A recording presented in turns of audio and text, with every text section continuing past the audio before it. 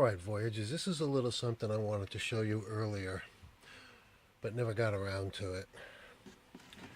This is the 14 by 14 inch hole, a 14 by 14 inch piece of roof that I cut out of the van to install the vent.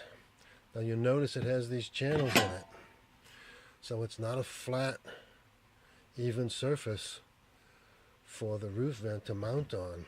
And also, and obviously the roof vent is going to mount on the tallest surfaces, which leaves a huge gap right there for water to get in, gushing water to get in there. So how do you stop that? Well, this was my solution. This stuff is called More-Tite weather stripping and caulking cord.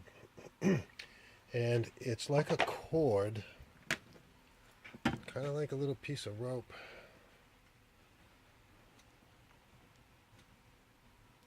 I'm having a little difficulty doing this with one hand.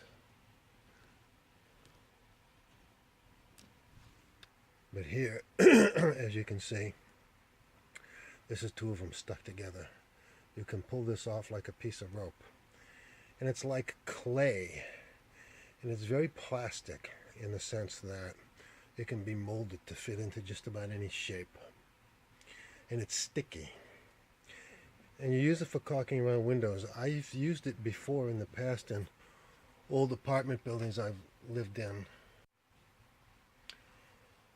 Old apartment buildings I've lived in that had leaky windows, cracks and gaps around the windows. And you just take this stuff and you jam it into those cracks between the windows and around the sides and everywhere where the air is blowing in. And it seals it up really well. It does a real good job. Excuse me. And it's impermeable. Water cannot penetrate this stuff. So this is what I did. I took a whole bunch of that stuff and I dropped it into these channels here. And then when I put my roof vent on and laid it on and then screwed it down tight, I had a nice watertight dam here to keep all the water out. And it works. I have not had a single leak, and we have had some serious precipitation, but I have not had a single leak from my roof vent. So that's one simple, inexpensive solution. I forget what this stuff costs. I'm not seeing a price on it. It's relatively inexpensive. I think it was, like maybe $5, $6, $7 or something like that. But that's how I solved that problem.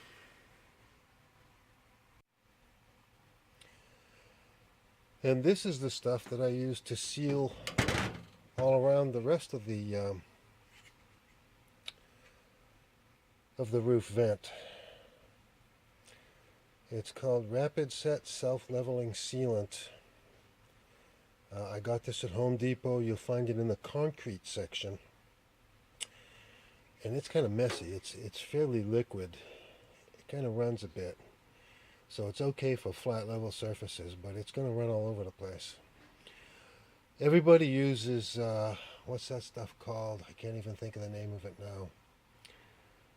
Begins with a D.